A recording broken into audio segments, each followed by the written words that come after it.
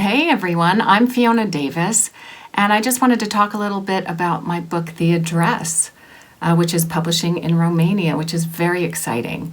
I wrote this book, it was my second book, and I like to set all of my books, which are historical fiction, in landmark New York City buildings.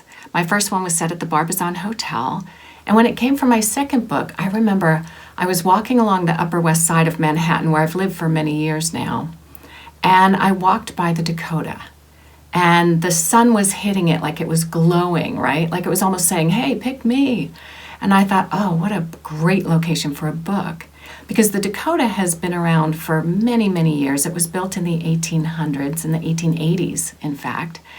And so it's had this really storied life. When it was first built, it was basically the only large building on the Upper West Side of Manhattan, where I remember reading a newspaper article that described Manhattan as the Upper West Side as full of rocks, shanties, and goats.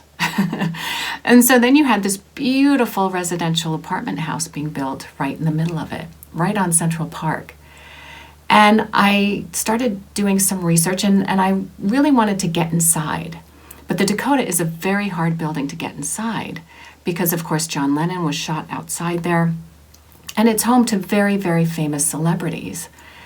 And a good friend of mine who's a real estate agent said to me, hey, Lauren Bacall's apartment is on the market for $23 million. Let's go check it out. So we got an appointment, and it was an estate sale. Lauren Bacall had passed away about 3 years earlier. And we got this amazing tour through Lauren Bacall's apartment in the Dakota.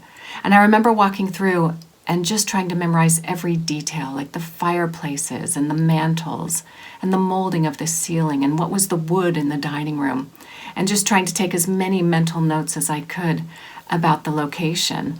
And it's an interesting building because it's very foreboding from the outside.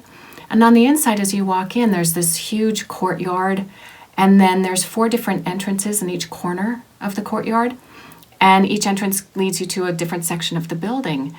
And it's fascinating because the hallways are very narrow, but the ceilings are very high, so there's this weird sense of compression as you walk around.